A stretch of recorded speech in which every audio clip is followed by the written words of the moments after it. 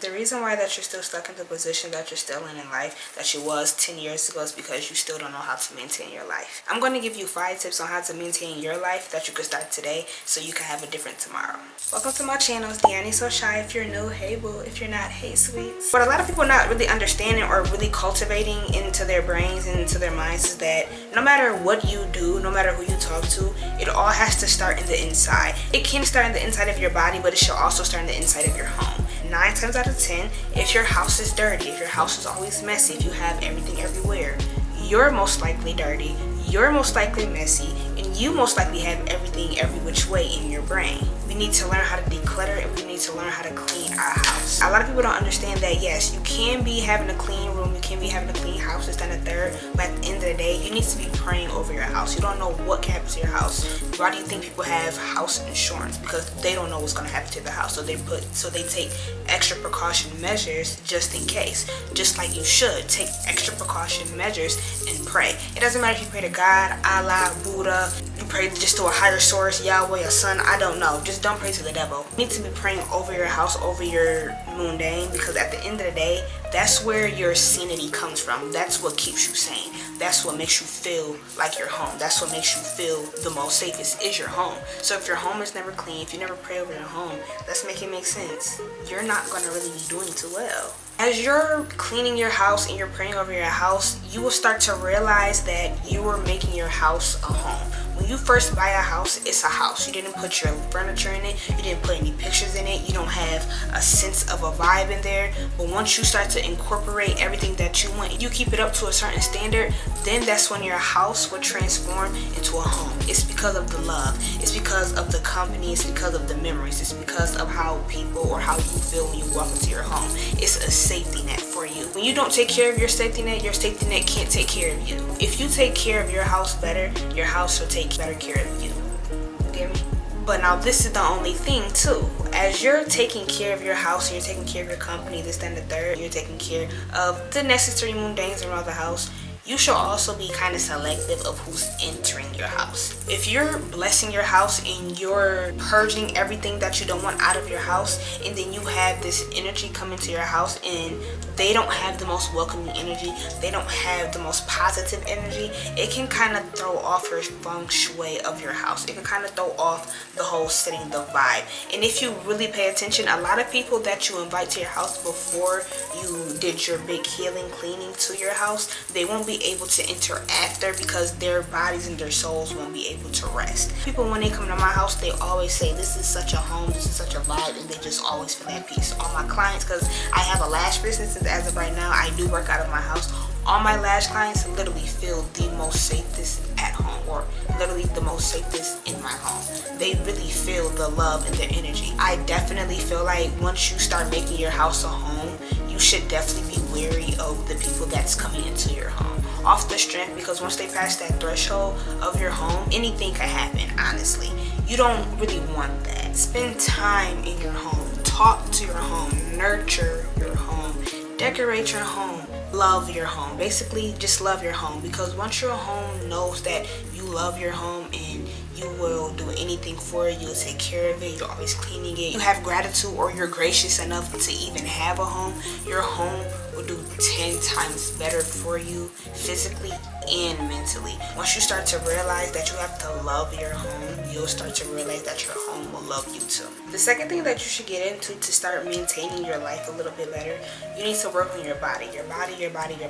I've just seen this post and they basically said if you're over the age of 23 and you don't do cardio, you're playing with your life on a different level. When I say getting your body right, it is one of the biggest life changers that has ever happened to me. At least be working for a goal. You need to be working your body. You need to also be trying to sweat. What I mean by that is when you get to work out, your body feels tense because you're working out muscles that you haven't really used in a long time. Now after a while you're using your muscles and you've been working out this time and there, you might not be able to see it, but your body is in the inside actually forming and it's changing. Once you actually get to see it and you actually get to see the progression, that's when you get to start loving yourself. It's more so you get to understand a little bit more about yourself. Once you start working out, that's when you're able to really see keen points and you really get to experience life a little bit differently. You get to experience life on a different plateau. A lot of people don't understand or realize when you work your body out, you have this type of euphoria that you don't get from drinking, smoking, doing drugs, from fucking, from being with your friends, from going to the movies, from doing regular mundane, regular societal things. When you work out, it's like this rush, it's this high that you get. 9 times out of 10, when you get done working out, you might not have wanted to do the workout, but the days that you didn't want to do it is the days that it counts the most. But you'll congratulate yourself after so much harder than you did before. When you work out, it's like more of a mind over matter type of thing. Anything in life is painful, especially if you want to grow, it's going to be painful. The gym is a great stress relief, or just working out is a great stress relief. If you're going through something, I'm about to go work out. If somebody pisses you off, I'm finna go work out. You know how you're about to go pick up that blunt? You can literally easily go work out. Just how the effects of a blunt is to get you high, the effects of the workout is to euphorically, thoroughly get you high too. You know what I'm trying to say? Also, with you working your body out, it's also best to start eating right, because whatever you put into your body, it's gonna come out no matter what. So you know how you, at the end of the day, you be in. So when you eat toxic food and things that can't be digested well, it sits and it festers and it kind of becomes toxic, and then that's when you start getting the pimples, you start getting rashes, you start getting breakouts. That's when you start getting different smells from different parts. It's because of the things that you're eating. Take more care into what you're eating off the strength, because when you're eating, it really affects and it really depicts different types of people. You could tell somebody's health, you could tell who they are, what they do, just from what they eat and how they look, unfortunately. I feel like also, especially because we're young, this is the time to like really get all of this together. This is the time to like really define who you are, do what you need to do, and really just go hard, go all in. It's your body and you literally only get one. I feel like if you only get one body, you should take care of your body the best way you can. Taking care of your body isn't just about what you eat and about what you work out. It's also about how you accessorize your body to your comfort. A lot of people don't really take into consideration that, yeah, okay, I'm eating and I'm dieting and I'm working out. That's for your body. Also, self-adornment is for your body too. So when you're exfoliating and you're doing daily showers, even 2 times a day showers, you're brushing your teeth, you're flossing your teeth, those are to your body too. You should definitely try to get your hair done as much as you can. You should definitely buy not as many clothes, but buy clothes not as frequently, because you need to save money, but frequently enough to where you're not just keep wearing the same things over and over and over and over. Have some type of sense of style to yourself. Have some type of sense of individuality. It's not just for working out and eating. It's about what you put on it. It's about how you make it smell good. It's about how you make it look good. It's about how you like to walk. It's about your posture. It's about the way that you move and the way that you sway. It really deals with one. And the worst part is you can't really understand the next part unless you deal with the last part. You can't get to step 2 if you still haven't dealt with step 1. Once you start eating right and you start working out, you may or may not shed, but your body will now start to look more sleek and more sexy, which means you can wear different types of clothes. You can gravitate to different types of things for your body. It's really good to eat well and to work out well, because now you get to dress well too. The third thing you need to do to start maintaining your life well, you need to upgrade your mind. I don't know what you need. I don't know.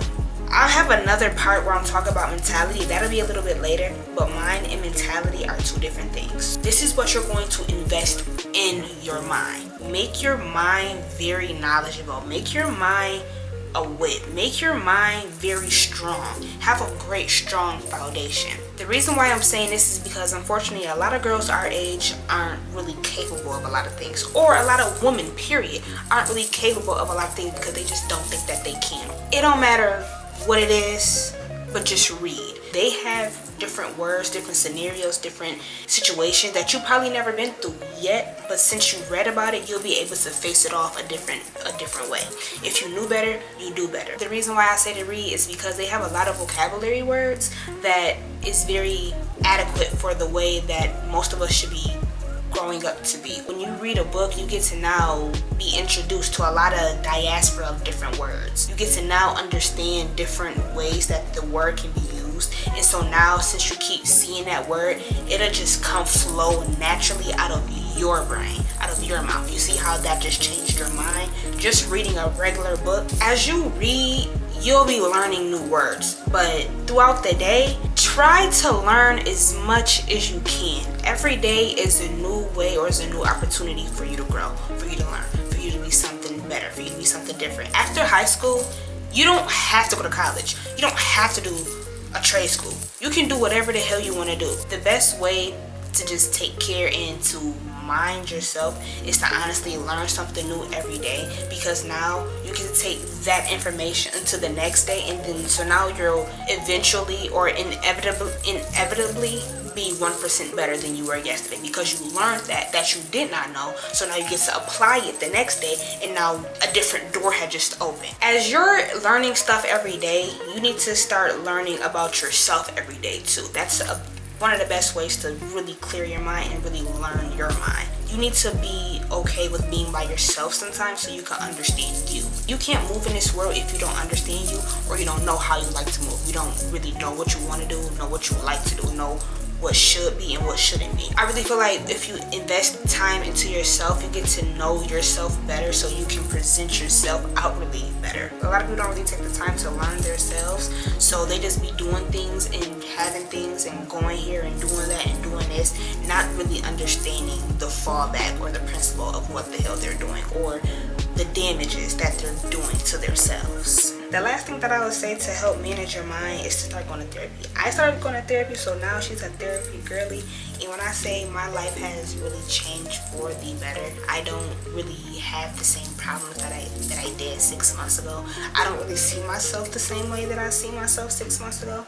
I take care of me and my mental way better, and now that I have a therapist, she can help me stay on track, and she can help you work out those past problems so it doesn't result in the present, so it don't lead to you having a bad future. I feel like that being in therapy is probably one of the best things anybody, especially from the ages of like 21 to like 28, can do. But those are really the great times because we done been through so freaking much, and if we go into our 30s like this, we potentially could go into our 40s like this, and then after like 50, 60, it's like, it's not game's over, but it's like game over, bitch. Like, it's your kids' time now. I really feel like with you going to therapy, I honestly do see that being beneficial to a lot of people, because you guys now get to see a different perspective. You probably was thinking or being too hard like me. I went to therapy and I was being way too hard on myself, but she taught me, look at it this way. Look at how bad or how far you have grown. I'm like,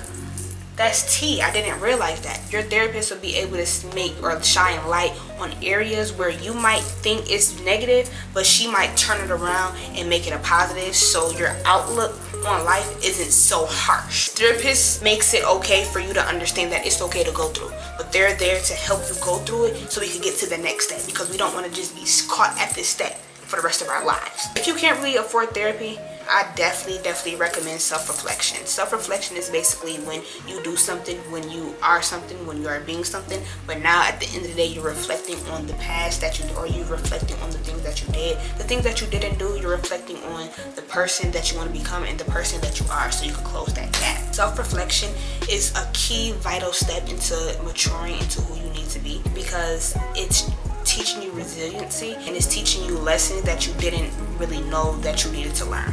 When you self-reflect, you're able to see the log that's in your eye instead of the stick that's in there. Self-reflection, you don't have no time to really be judging what she got going on, what he got going on, because you now realize, baby, I gotta fix me too. With self-reflection, over time, you will be able to eliminate all of those problems, and you'll be able to not even be a judgmental person, because when you self-reflect, you understand why you do certain things. You start to give grace to other people because you start to understand, damn, that's why she's probably doing this. Even if she's not doing it that way, you have more grace to give because you understood yourself. The fourth thing that you need to do to maintain your life is to save your money. Save all of your money. You don't need to be spending your money on things that you think you might need, on things that you think you might need to have. If you don't think that you need to have it, or if you don't really want it, don't spend your time and spend your money on it. As of right now, our economy is, I don't know what the hell is going on. For you to be able to not be in survival mode but to still live, cut out all the unnecessary things that you don't need. Instead of you going out, probably cook a little bit more. Now mind you, I am saying to save money, but I feel like you need to learn how to save your money your way. The reason why I say you need to save your money your way is because you need to understand that the way that somebody else saves their money might not be feasible for you. All my money can't just be saved, but most of it is going to be saved. You have to cut out sacrifices in your life so you can save money the best way you see fit. I'm not going to tell you to not do this, that, and the third, because sis, I probably will still do this, that, and the third, but it's a way to not overindulge, and it's a way to still get what you need to get done and still have the experience of your life or experience in your life. So now that you understand that you have to sacrifice anything that you do want, break it into 4 or break it into 2. However often you get paid a month, that's how often you should break it down. So say you get paid bi-weekly, take it out each paycheck. So say something is $800, you get paid bi-weekly. Your first paycheck, you be taking out $400. The second paycheck, you be taking out $400. You know how people, they would literally spend the whole paycheck because they got it, but now they have to literally scrape and scramble for like the next week or two because they didn't save the money. Mind you, when you're able to save the money like that, you'll also get to see and realize if you wanted it that bad or if you just wanted it because it was something that you seen everybody else out, or if it was just something that was just on the top of your brain. After you get to save your money, you get to really start to see what you do want, what you don't want, and what you want to spend your money on. And also when you pay your bills weekly. Pay all of your bills weekly. Say you got a car note, car insurance, you got rent, you got phone bill, you got Netflix, all of that adds up to $2,000 a month. What you're gonna do is, say you get paid weekly, you're gonna break that down into 4. So what is 2,000 divided by 4? Ain't that what, 500? What you're gonna do is each week, you're gonna take out $500 out of your $1,000 paycheck, out of your $1,300 paycheck, out of your $700 paycheck. What you're gonna do is every week you take out the $500. You're literally taking out money for all of your bills. So by the time it's needed to be paid, you already on your 4th paycheck, right? Which means with that 4th paycheck, you're now able to put all the money that you saved from week 1, week 2, and week 3 to week 4. So now you get to pay it. It's not going to be breaking your pockets. And if you're smart enough, if you get paid $1,300, you take out 5, that means you're left with $800. Okay, cool. So we still have $800 to play with. What you're going to do is, for 4 weeks, you could save that $800. What's 800 times 4? That's $3,200. You just saved $3,200 in literally a month because you paid your bills and you still had extra money aside. You don't have to pay your bills in a one lump sum. If you break it down week by week by week, you'll still be able to live your week at large every week and still do what you need to do and still get done what needs to be done. Really all a mind game. It's never about playing it. Life isn't about just paying your bills. Life is also about experiencing, but being mindful and being smart about everything that you have to pay, everything that you do have to dish out, and everything that you want. 9 out of 10, you're gonna end up with money. I always say this to everybody. I don't care what you do. I don't care how you do it. I don't care what's going on. You need to stay, and I mean you need to stay with money. Good to just be going outside doing whatever with just literally $100, $200. You're just gonna be really frugal. You're not gonna really be having the best time and having the experience of your life because you don't have no money. If you stay with money, then you don't have a problem with most things. When you don't have a job, when something does happen, you have money to fall back on. You're not stressing, you're not struggling. You literally have money in the bank to help you survive. It's good to have a side hustle. You know you got 2 clients on the way. With them 2 clients on the way, that means that's more money in your pocket, which means that's more money that you don't have to rely on your paycheck with. You know how you just used up all the money out of your paycheck, but now you have to wait until your next paycheck to pay whatever you have to pay? No, you have a business, so now that business can pay whatever you have to pay in, or you get to save money. Now you have some type of leverage in life because now you have an extra way of getting money. And with that being said, you will always get to have money because you will always get to promote, and you'll always have somebody wanting to give you money. Have a side hustle and promote it to where, say you don't have 1, 2, 3 ABC XYZ, you're able to still go off of your side hustle. The 5th and final thing that you need to do to maintain your life, I swear to freaking God, you need to manage your mental. Remember how 2 topics ago I was talking about mind and mental is 2 different things? This is where I'm going to be talking about mentality. Everything that you invested in your mind and how it's manifesting into your mentality. Mentality is how you go about things. Mind is what you feed your mind. So mind, what you watch, what you listen to, what you eat, what you cook, what you don't listen to, who you listen to, how you listen to it. That's all in your mind. But now your mentality is the manifestation of your mind. There was like literally the biggest difference in mind and mentality. So with you having everything that you fed your mind, that's gonna turn into your mentality. As you grow with your mentality, you'll start to realize that instead of you doing more to get more, you have to actually become more to be more, to get more. If then you work. That's kind of how it was back in the day. Now it's more so not settling, but you settling yourself, you understanding yourself, and you having it come to you, because that's what you're vibrating on. That's just who you are. So when you're able to not do more but to be more, that's when a lot more will start festering into your life. Another way to change your mentality, now the way that you change your old ways is by feeding your mind so it can manifest into your mentality. A lot of people don't understand or realize that. The only way you could change your mind is if you know something new, which is why I say learn something new every day, because that'll open up new opportunities for you tomorrow, so you can have, or so it can lead you to an easier, better future. So the reason why I say to change your old ways is because you don't understand that the old ways might have helped you back then, but they're kind of hindering you now. So like a lot of the ways that we were trying to maintain the old ways was because it was a defense. I feel like after a certain age, especially at my grown age, there's no reason why we're still latching on to our parents, their beliefs, what the hell they got going on, especially if you're not where you want to be. Especially if your parents isn't where you want to be, there's no reason why you're listening to them. They're not where you want to be. I can't keep going off of what you know, because now I had to know something different for my life, for what I want to do. I had to be different so I can do different. Also, while you're being different, it's also good to just start incorporating you learning how to build a stable ground for you to build off of. We need to be able to build a ground in your mentality so you can now have it in your reality. Show your reality, but it'll show the growth that you had to. 2, it's also good to have a stable ground. Really good to have a stable foundation, because when you start with a good, solid, hard brick foundation, nothing can really fall. Nothing is going to fall. Everything is solid. Everything is really Armstrong. Everything is where it needs to be, how it needs to be. So if it's Armstrong, no resistance. It's like can't nothing shake it.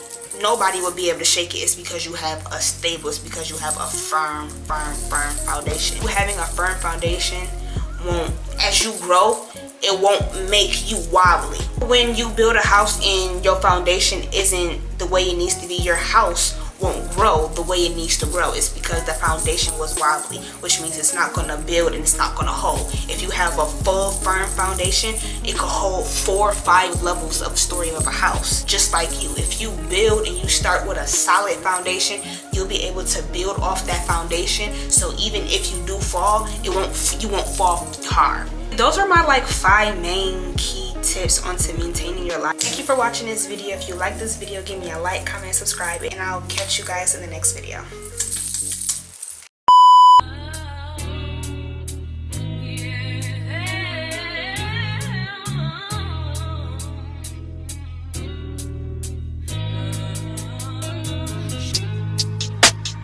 I just wanna take you there.